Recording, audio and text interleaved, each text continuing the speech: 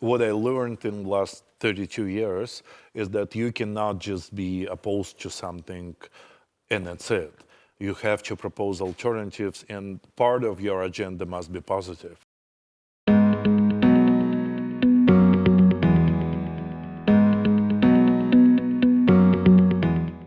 It is my great honor to be here today with 2021 Livelihood Laureate, Vladimir Slivyak, one of Russia's most committed and knowledgeable environmentalists who has been spearheading important grassroots campaigns for decades. With some of the world's largest gas, oil, and coal reserves, Russia is one of the world's largest exporters of fossil fuels. Vladimir Slivyak has stopped projects related to the exploitation of fossil fuels, the use of nuclear energy, and shipments of radioactive waste to Russia from abroad. As co-founder of EcoDefense, one of Russia's leading environmental organizations, Vladimir Slivyak has worked extensively on reducing environmental risks, mitigating the climate crisis, and promoting renewable energy in Russia, showing that it is possible to challenge powerful governments to protect the environment. Congratulations to the Right Livelihood Award. Thank you very much.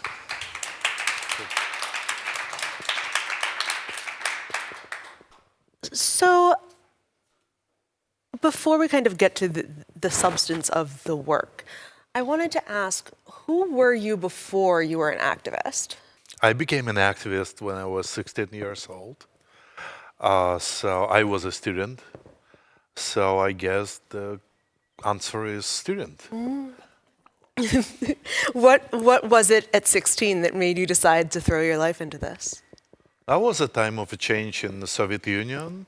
That was still Soviet Union by the time. And I was born in a city called Kaliningrad, which is on the Baltic Sea coast. I've seen in some of my friends that participated in the creation of our organization, EcoDefense, we've seen a lot of environmental problems around, and we also seen that government doesn't really put any effort into solving environmental problems that bother really a lot of people. So we decided we should do it ourselves. What was it that made you decide that the environment in particular was, obviously in a time of great social transformation, a lot of things were kind of up in the air at once. What made you decide that this was what you needed to throw your energy into? Well, the environment is the most important thing. I mean, that's an air you breathe, that's water you drink, that's the food you grow, and I mean, this is what people's life really depends on, pretty much. How did you get started? What did your first action look like? Well, first of all, we've been working against the facility that was producing paper, in the bleaching paper. As a result of paper bleaching, there was a lot of chemicals that were dumped directly to the river that's been like in the very center of the city. So as a result of many years of a chemical pollution, the river was basically dead. Every year you could see a lot of dead fish in this river, and the river was actually stinking. The whole town was, for many years in a row, just every summer smell like a really, really bad smell from this river. And I'm grown up in this city, and I was always wondering, why is it that everybody's suffering and really people cannot open their windows in the morning or in the summer, but no one really do something about it. No one really go and protest and push the government to do something about it, stop chemical pollution, and improve the condition of the water in the river. And well, after I got tired of waiting, I just decided why we young people cannot really do it ourselves. And I mean, first campaign we did was against this bleaching facility, the producing paper. We organized a very big demonstration in the city of Kaliningrad, which was until today the largest demonstration. It got attracted about 10,000 of people. And very soon after this, local parliament decided to put restrictions on this facility, and very soon it was actually closed down.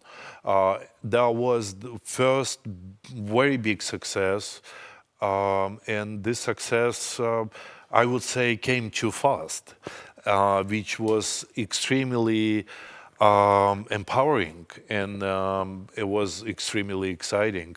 We got the understanding that we can achieve a lot of things. Really, we know how to do this.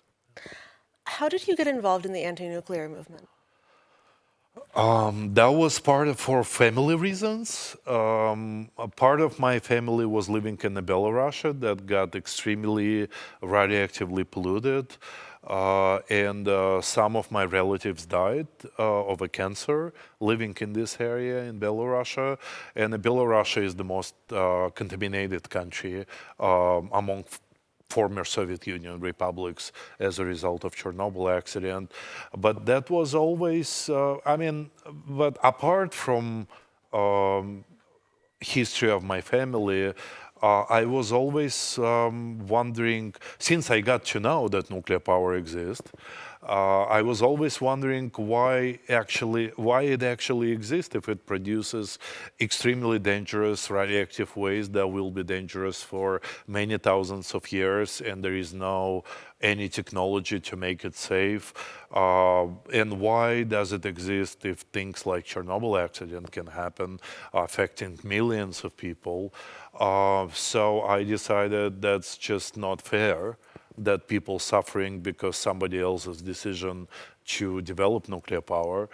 And around, I think, 1993, 1994, I decided that we should form another branch of our organization in Moscow, where all the decisions taken, including decisions about development of nuclear power. And I went to work in Moscow and formed another branch, and this is how we started, basically. The big issue for us was also the radioactive waste, the foreign radioactive waste, because we knew that Russia is actually getting radioactive waste from other countries. And that was extremely bad practices because, well, again, we're talking about substance that will be extremely dangerous for many thousands of years ahead. And it shouldn't be that nuclear waste crosses any borders. And the countries and the industries that produces waste must take care of this waste. That is fair. So our first campaigns against nuclear power were campaigns against import of nuclear waste from other countries. And we've been actually winning around the end of 90s. We've been winning campaign and stopped the import of nuclear waste from Bulgaria to Russia. Then the next campaign was from Hungary. Then the next campaign was from Germany. So we've been stopping a lot of waste coming to Russia back then.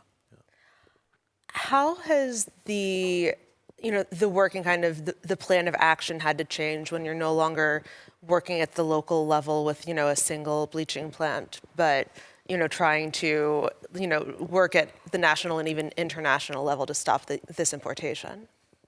Well, it changes quite a lot because, once you get up, moving from a local level to a national level or international level, obviously you are capable of attracting more resources for your work, which was always,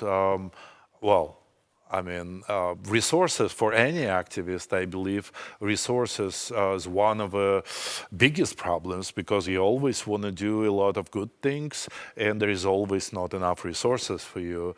And of course, working on national level and international level, you just become more known around the world and you are capable of attracting more resources. It means doing more campaigns and means achieving more successes. This gets into something that I really am wondering about, and we'll probably circle back to, at various points throughout this conversation. How do you, when resources are limited, decide which fights are worth your time and energy? we are thinking what is most important. That can be based on, for example, how many people the problem affects, or it could be like, well, maybe people involved in decision making sort of very sensitive to a specific problem. Well, for example, if you talk about nuclear, for extremely high number of people in Russia, well, have some sort of a feeling about nuclear. I would say have anti-nuclear feelings because the Chernobyl accident affected so many people, and a lot of people died, and a lot of people didn't die, but been very sick until the end of their lives.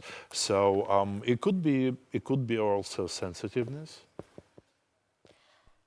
Have you seen any, as Chernobyl has become something that is, no longer in a lot of young people's memory, have you seen a change in the way that the public memory of the nuclear industry has shifted?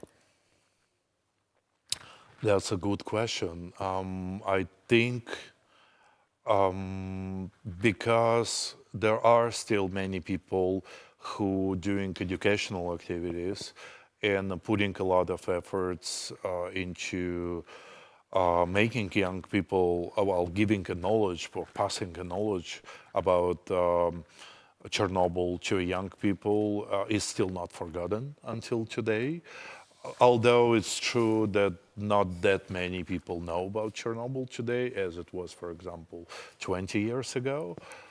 Well, I think we just need to put more educational efforts, because it's very important that on the level of society, people keep this memory, because otherwise we will just repeat our old mistakes if we lose this memory on the level of society. You discussed your first big success, which you said came too fast. Can you talk about the first thing that you thought of as a big failure or setback? I don't think I was ever thinking that there was big failure. I mean, there were campaigns that we didn't achieve like our main goal, but we were still achieving something that was valuable for the public. Like, for example, we've been about 15 years ago, we've been trying to stop the first project of oil exploration on the Baltic Sea, in the Baltic Sea, near the Russian part of the Baltic Sea coast. And well, we always stopped it. There was just a very little bit that well, anyway, I mean, the oil exploration was started. That was by the Russia largest oil company, Lukoil, at this time. But what we achieved was that at least we pushed Russia and Lithuania to sign an agreement, international agreement, on tracking oil pollution in the sea, and forced the company to start watching from the satellite that well, the oil spills, stuff like that. So we achieved a couple of things, but I mean, of course we didn't achieve the main thing because we wanted to shut it down entirely, which was unfortunate. Well, I wouldn't say that we ever did any campaign where we completely lost and didn't achieve anything. There was always something. When did you first become aware that, the movement and you in particular were kind of under scrutiny or disfavored by the government? Well, we never had any good relations with the government, as we've been always very critical of Russian government. We always thought it's not making enough for the environment, for climate, for people. So well, we've been always criticizing for 32 years by now. First we criticized Soviet government, then we started to criticize Russian government. And the really bad times been happening through the last 7 years, since my organization, Ecodefense, was included to the list of a foreign agent in Russia, and that was leading to opening of about, well, we've been taken to court for about 30 times by the Ministry of Justice for non-complying with the foreign agent law. We were fined about 20 times in the past 7 years. And the reason, the official reason given by Ministry of Justice why we were included to the list of a foreign agent was that we've been organizing campaign against construction of nuclear power plant near the city of Kaliningrad, which we succeeded to stop. And that is the only case when the environmental organization was able to stop construction of nuclear reactor in Russia in 21st century. And that is extremely hard thing to do. So after we stopped the construction of a Kaliningrad nuclear power plant, we got included to the list of a foreign agent. And our life became like really hard after this. Well, the expression foreign agent itself, it comes from 1930s, when there was time of a great repressions in Russia, when millions and millions of people been killed by the Stalin regime. And in 1930s, in the Soviet Union, if court would decide that you're a foreign agent, then that means you will be killed. So the political regime today in Russia decided to use this expression again. They now calling Russian civil society organizations foreign agents because they don't want us to influence their policies, because they don't like actually civil society, and obviously they don't like democracy. This is not exactly what we wanted Russia to be when we started 30 years ago our activism. But well, we're still alive, we're still fighting, and well, I hope we will win one day, even if now it's probably the worst democratic crisis we have since the Soviet Union collapsed. That's interesting to me that you're so definitive about this being the worst period, because it's as you said, it's not exactly like you've ever had great relations with the government. You and fellow activists have been arrested plenty of times, but what is it that how does it feel different to be operating under a regime where you can be arrested for participating in a protest versus one where they're using the foreign agent law and organizational tactics to go after you? I became an activist 32 years ago, and I've seen the end of the Soviet Union, then I've seen the time of a big freedom in Russia, then democratic freedom has been shrinking, at first just a little bit, and then it was going faster and faster and faster, and right now Russia, in my opinion, is somewhere between authoritarian state and dictatorship. And obviously, if it's going somewhere, it's going towards dictatorship. And it's true that if you go to protest on the street in Russia, even if you are just one person, you will be arrested. Well, in case you criticize the government. I mean, if you protest about something that is not related to government, that's okay, you can do this. You wouldn't have any problem. But if it's about, if you say government is bad, you're going to get to jail. The question is for how long? That could be days, that could be months, or years. And that's kind of a country we're living in right now. My hope back in 90s and in the beginning of this century was that Russia become more like look like Western democracy, where the freedoms guaranteed to people, where there is independent media, freedom of expression and everything. And in the society with liberties, you can work to achieve a change in governmental policies. And if government makes a mistake, you can go on the street and try to correct this mistake. You can go to people, you can mobilize people to go on the street and protest. And very likely, in a democratic society, it will be possible to correct governmental mistakes. In Russia, it's not the case right now. And I think the closest year or two will be very important for the future of all civil society. Either we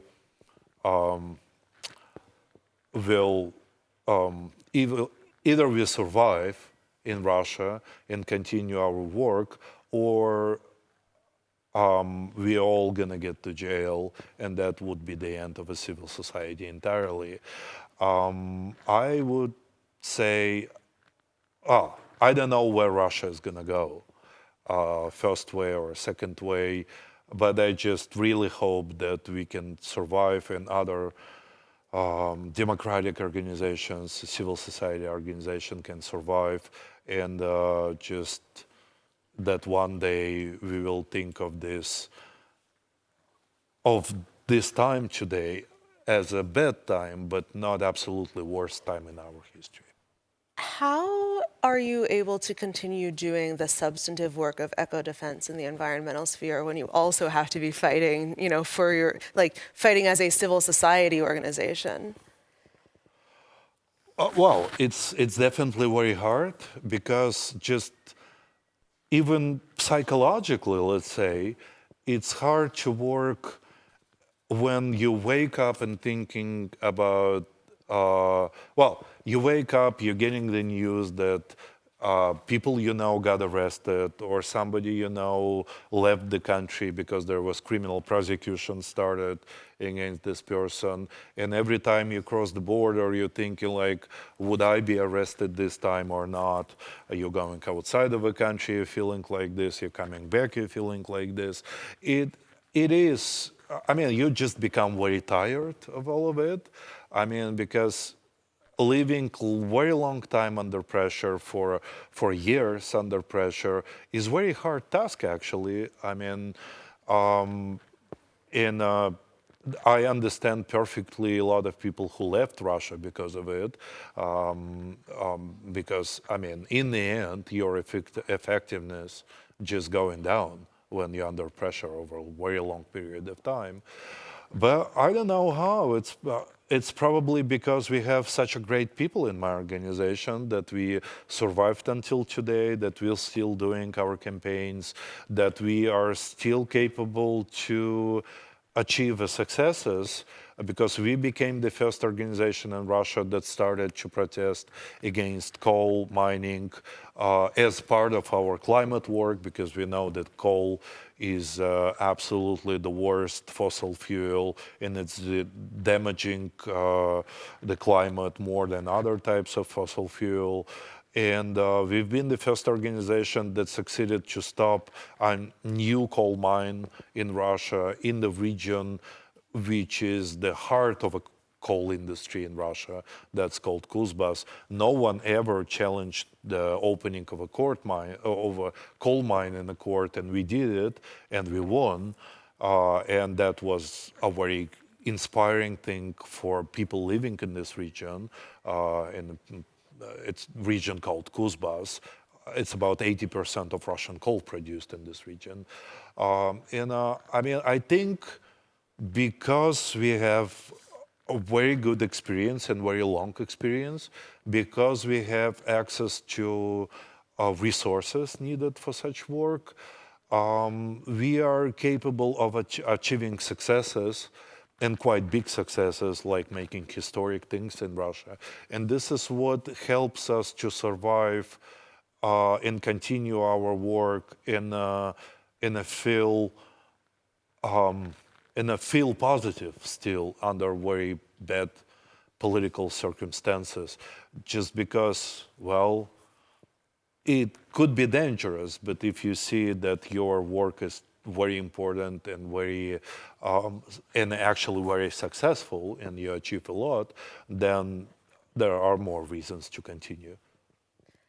I mean, all of this makes it all the more kind of mind-boggling to me that you're saying that you've never had any, total failures of campaigns, because you're now in an environment where mobilizing a 10,000 person protest doesn't seem feasible. So what tools as an activist organization are available to you? I cannot say that it's absolutely impossible to mobilize 10,000 people. Political opposition in Russia did, and it worked. But it's definitely a very hard task to do. I mean, to organize the mass demonstration in Russia today. But even if you somehow manage to do this, that will attract a lot of attention from a government, and a government will quickly do a lot of efforts to shut you down forever, because they don't need another organization or another force that can bring actually 10,000 of people on the street, because Russian political regime is actually very much afraid today of people in the street and the protests, and they're trying to shut down everything.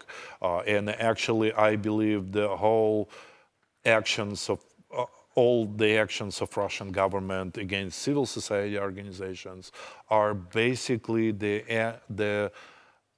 basically target the organizers, because government afraid of organizers. Who can actually who can mobilize a lot of people. I mean, but we still have international cooperation. We still, I mean, for 30 years we doing our work.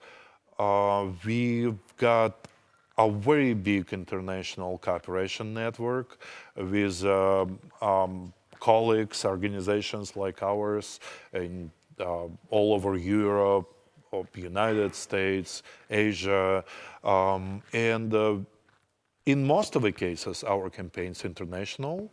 Like, for example, a campaign when we stopped the construction of nuclear power plant near Kaliningrad, that was a great help from environmental groups in Germany and France and Italy that's been helping us to connect with investment organizations and banks and energy companies. They were looking into possibility to invest in the project of nuclear power plant, and we were capable of reaching these people from the banks and companies and telling them a lot of very serious reasons why they shouldn't invest, and if they do, they're going to have a lot of problems because of it. And we actually convinced every single bank and energy company that was approached by Russian government for money. We convinced everyone to not give money for this nuclear power plant, and that's why its construction was stopped, basically. So I think the international attention, I mean, international media work, international cooperation with the colleagues, that's quite a lot of resources. We can manage with these resources, actually. We can still do some successful work with it, obviously. It's really interesting to hear you go from the kind of anti-coal fight, which seems to be very, when you talked about that, you were very focused on the region and what it meant for the region, to this much more internationally, not just tactically, but kind of in terms of who you were appealing to with the nuclear power plant. What do you think the relationship should be between activists and residents of the region, where they're, trying to stop, environmental harm from happening, or trying to promote good practices? I think there must be close cooperation between, I mean, if you go to work in some new place, in my organization over the last 30 years, been many times going into different places we never worked before. And for us, it was always a rule. First, we find the people, local people who want to cooperate with us, and only in this case we can run the campaign or do some educational program or something else.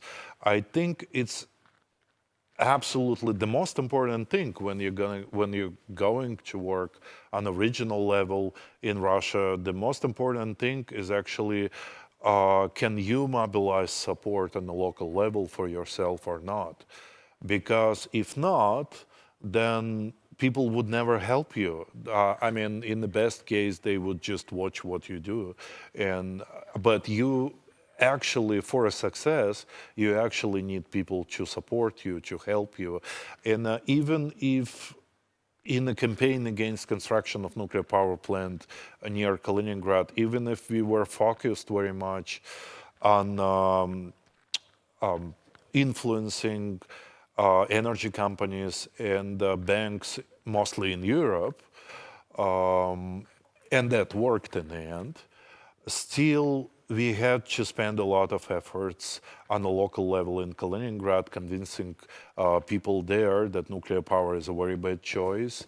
And even if we couldn't really mobilize like a mass demonstrations, we've been able, for example, to do a public opinion polls, and the polls and been showing that the majority is on our side. And basically, once you have, well, once you are sure, for example, from a public opinion poll result, that people support your point of view, then you move on a different stage. Then you move on the stage of pushing the government to take into account the opinion of people. And technically, that's different part of this work, you know. I mean, the public support is always very valuable and actually important and necessary in a campaigns where you're trying to push government for something. I mean, and in this case, we've been trying to push government for actually changing the decision that already happened, and not only decision, but it was already a lot of money invested in this project, and as I said before, it's extremely dangerous to stop nuclear reactor construction, but we did. How does that kind of model work in terms of the anti-coal movement, where it is, obviously an important industry and something that's been a part of a lot of people's lives for a while? Well, in our campaign against coal mining, we are focused on providing a lot of information to local people about how coal mining is actually harming public health, how it affects people directly. And we also do a lot of information media work because, I mean, one of the problems we had to deal with in Russia was that even when people do protest against coal mining, I mean, there are no big media who would like to write about this. I mean, and there are many different reasons why it's happening this way. Some media could be influenced by the industry. Some media would think that writing about protest is not so good for the government, and in order to not annoy the government, they would just skip things like when about, people protesting against something. I mean, there could be a lot of different reasons why, but in the end, what we need from the media is that they cover protests, because otherwise the voice of people is not heard, and otherwise the government's just saying, well, what do you want if people do not protest, and we cannot see anything like this in the media, then there is no problem probably. So, I mean, in our anti-coal campaign, there are many different important pieces, and one piece is to supply people with reliable information. Another piece is help people to be heard. Another piece is to convince big media to write about protests. And we also producing the research about about coal effects, about how coal affect environment and public health. We actually bring in from time to time to the places affected by coal mining groups of reporters from different media, so they can see themselves what we're talking about, all of it. Well, there are many ways to actually work on this issue in Russia, and I believe we're using every possible opportunity to spread information about how bad coal is, and well, push the government for thinking about getting rid of coal. Well, also because it harms climate very much.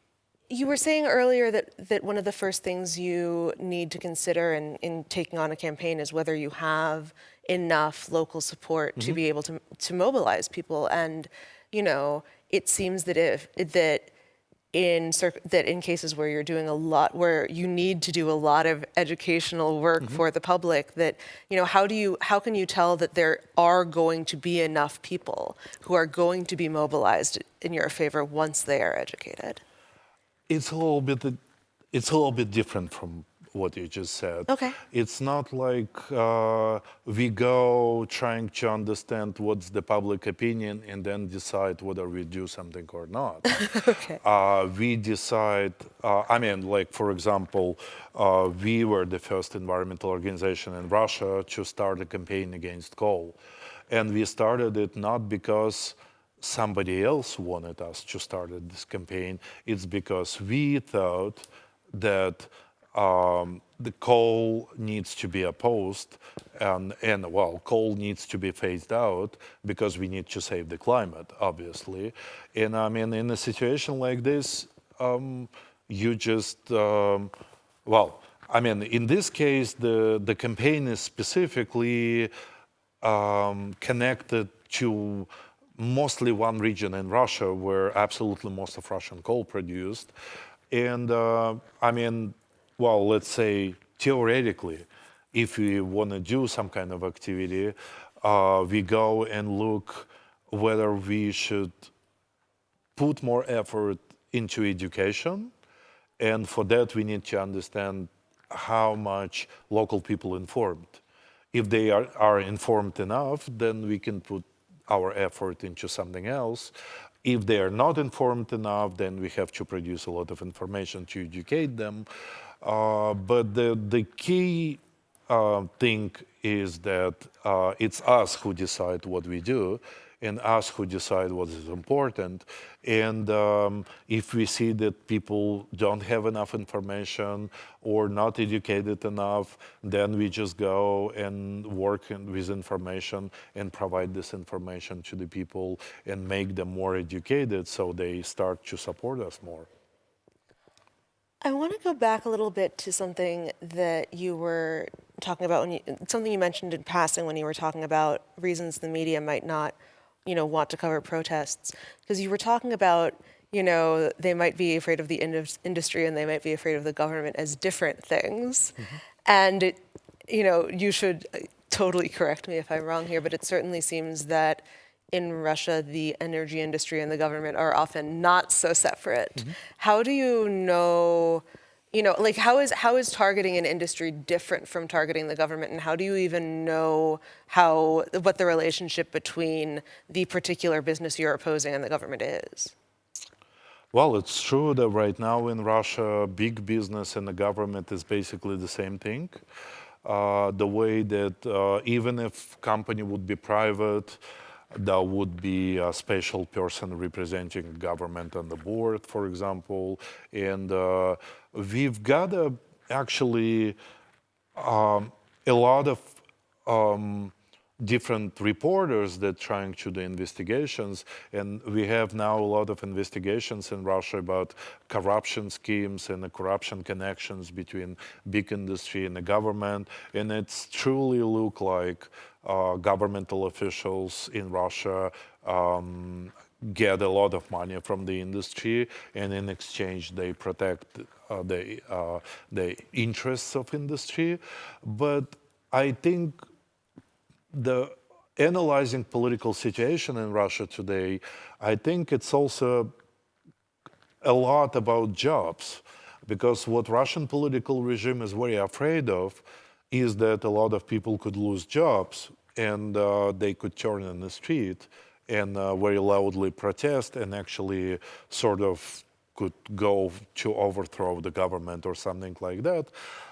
And we had an experience from 90s when, for example, people working in the coal industry were not getting their salaries for quite a long time, and a lot of them just went from Siberia to Moscow, came to a White House where Russian government sitting, and been making a lot of noise and like been doing almost a revolution in the country. So the government doesn't like it. They want to avoid people losing jobs.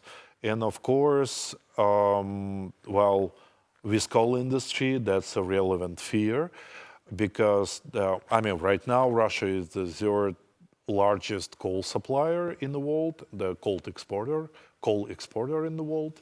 But at the same time, it's clear that, well, looking into commitments of different countries for climate protection, it's clear that we are not far from the time when different countries where Russian coal is exported right now will be stopping to buy this coal, which means roughly 150,000 of people would have to get another job.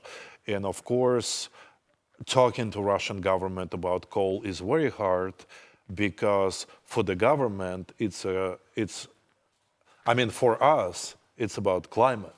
For a government, it's about 150,000 of people could lose their jobs and go in the street and protest and overthrow the government. I mean, part of this is because Russian government is not really thinking about climate that much. We don't really have progressive climate policy or anything like this. We are in the very beginning of all of it. So Russian government doesn't really understand the climate issue very well. But we feel like there are many obstacles, it's true. But we feel like we are the people that have to do something. If we understand the importance of it, then we are the people to do the action. And well, if Russian government doesn't understand the problem with climate, then we should go and tell Russian government what's the problem with climate and why we're talking so much about coal and why we're telling Russian government that they should really start to do something now about the future jobs for people now involved in the coal industry, that at the time of, let's say, 2030 or around this time, Russian government create enough of non-coal jobs for people who now mining coal, because otherwise there will be there will be revolution by people who just lost their jobs. And I mean, now it's the time to prepare for this, and it's part of the agenda that we trying to convince Russian government about. That, I mean, it's not so much about like any kind of foreign interests or about, I don't know, interests of, I mean, somebody, I don't know who, but it's actually about the interests of people in our country, so that no one loses job, that energy transition goes in a just way. I mean, that's the thing we have to do. And here I start to feel a little bit like we actually, it looks like we're actually doing the job that government's supposed to do, but because government doesn't understand and has to do this job, there must be other people. Otherwise, we're running into our next crisis because our government is not smart enough. Yeah, I was.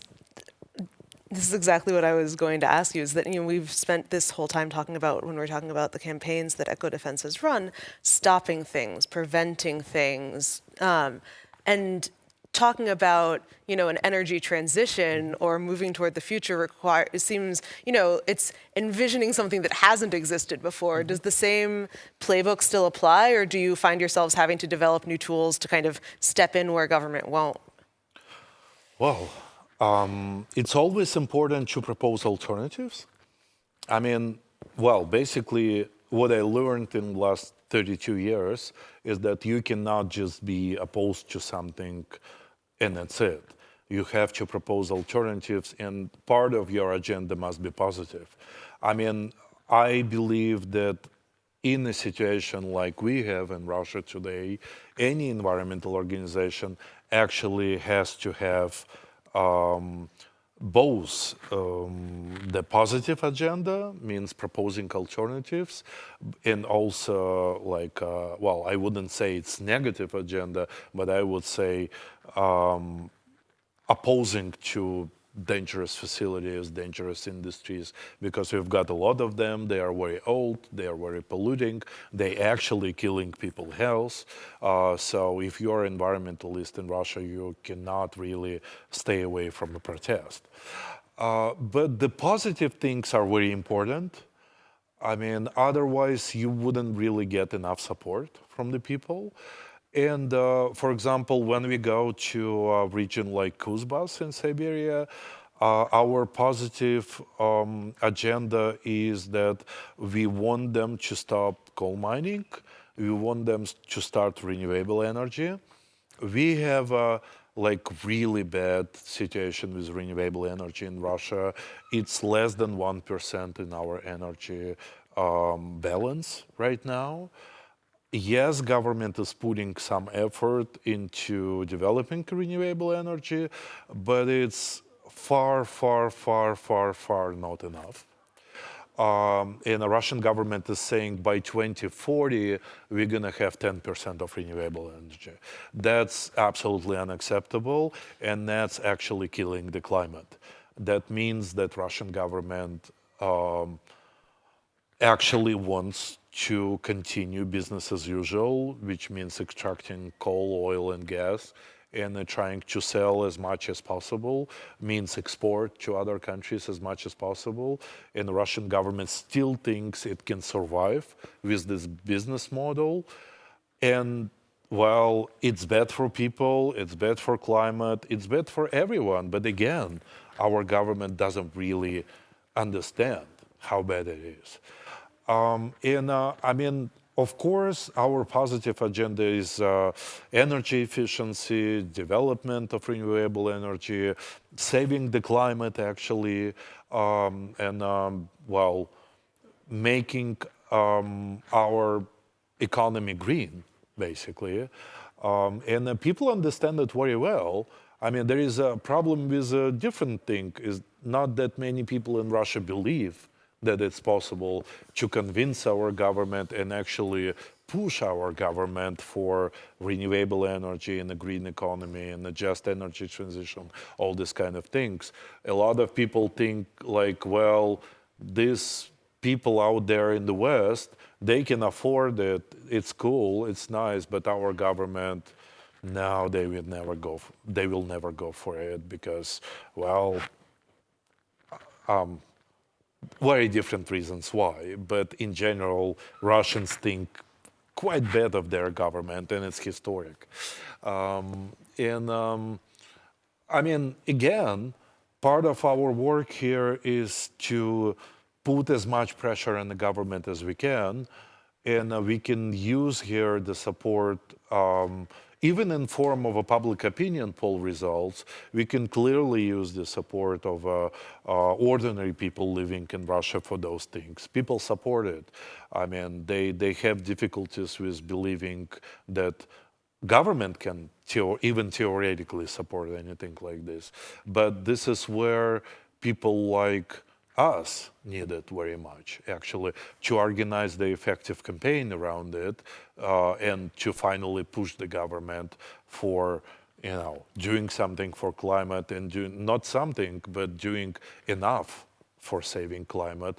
And I mean, even if there are problems in Russia, and a lot of problems in Russia, and very hard time for a civil society, I can tell you that it's still possible to some extent to lobby Russian government. And for example, just last year, we produced incredibly important report that is showing how, on one hand, the coal mining was growing through the last 15 years. On another hand, how public health situation was worsening at the same time, and how environment was being destroyed at the same time. And the report is good because for the first time in Russian history, somebody produced the report that allows you to see how these two things interlinked, how one thing actually means another thing, that meaning more coal mining means worse public health and the environmental catastrophe basically going on. The part of this report then was included into special report to Russian president about energy transition, and then like in the beginning of this year, for the first time in history, Russian president was actually pronouncing a word diversification publicly when talking to our bosses of the coal companies, letting them know that there will be the time in an invisible future when the local economy in the regions that dependent today on the coal mining will be diversified, and telling them that they should think about it and start to spend on the diversification in the coal regions. We've been campaigning for it for like 5 years, and finally diversification of a local economy of the coal regions on the agenda officially in Russia. So that shows that sometimes it's possible to lobby government, even if government hates us, even if it's so hard to work today in Russia, sometimes it's still possible to achieve big things. And that's why we continue to work in Russia. If that would be totally hopeless, we would probably already stop. You drew a distinction in there between doing something on climate and doing enough. And that seems, obviously in the global context, it certainly seems that not enough is being done. So how do you think, both as a movement and you personally, how do you make sure that you are doing enough versus just doing something and, letting the obstacles, just assuming that the obstacles will make it impossible to do more? Well, let's say I was basically talking about governmental policy, because after all, it's government who decide how country will be developing and what kind of climate commitment it will have. And I mean, what we can do, we can put as much effort as possible into pushing government to move in a good direction. And I mean, well, I think you always know when you spend all efforts you can or you saved some energy for something else. And so it's easy with us. I mean, we're spending as much as it's possible for us to spend as much efforts as possible to push Russian government in the right direction. And the Russian government doesn't like it, because it doesn't like when somebody trying to push it into any direction.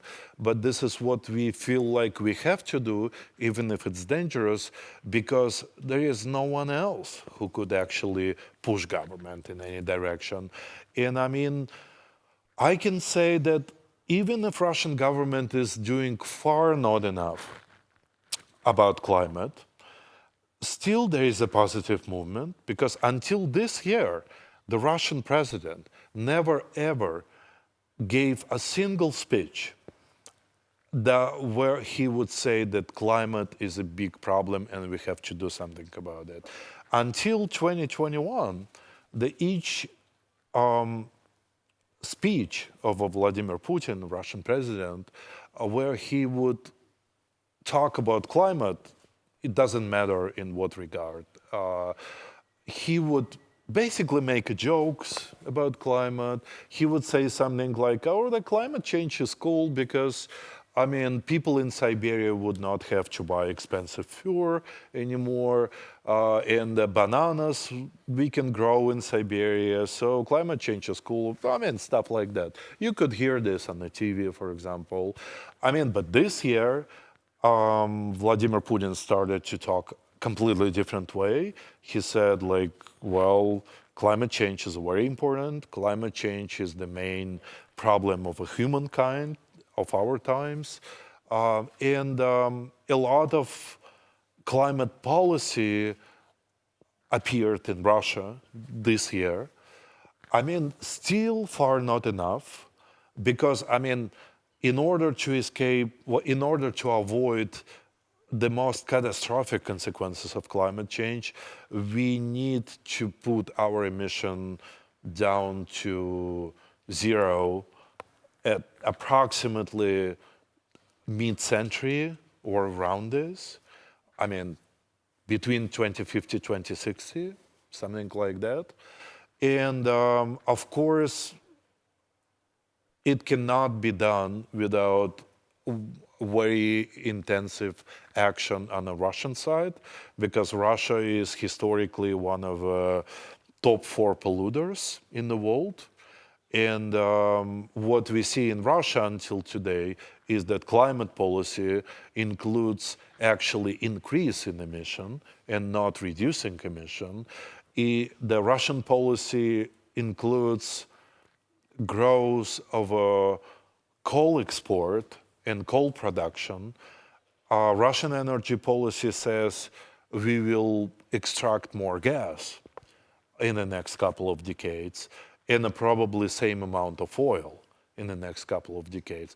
And this is absolutely, I mean, such thing, it's just killing climate. It's not about saving climate. You can hardly call this a climate policy. Actually, it's anti-climate policy. But there was a little bit of a change, because the Russian president this year started to talk more seriously about climate. And we look at this as an opportunity, because, you know, if they started there in the Kremlin, in Moscow, if they started to move, I mean, we understand that in the beginning they move very slow. But now it's the work for civil society to put more efforts in the Russian government and actually make them move faster. And I think that's probably the most important goal for an environmental movement in Russia today, and for a visible future, to push Russian government to move as fast as possible to produce the good climate policy and to actually work towards like a real green and climate responsible Russia, and not like business as usual as they're planning to do today. So you're saying that essentially, you know, what's needed is for some of the folks who are, you know, passively supportive, but who don't believe the government can do anything, to kind of get onto the side where all of you are pushing as hard as you can and not leaving energy for anything else? Yes, because otherwise, by the mid-century, we will be living in a world where it will be extremely hard to survive, and the future generations will not ever see the planet the way we see it today, because it will be different. It will be very hot, and a lot of people will die, and a lot of new diseases will be spread all over the world, and there will be not enough food, not enough water. And I mean, this is what we can expect if we cannot convince Russia to go for a real climate action, and not just this bullshit about, I don't know, counting what forests absorb in a different way. And with that, thank you very, very much to Vladimir Slivyak for sharing your experiences and insights, and for both communicating the urgency of the threat and demonstrating what victory looks like on an issue where it can often seem that victory is evasive. And thank you to Livelihood and to Kulturhuset. Thank you very much.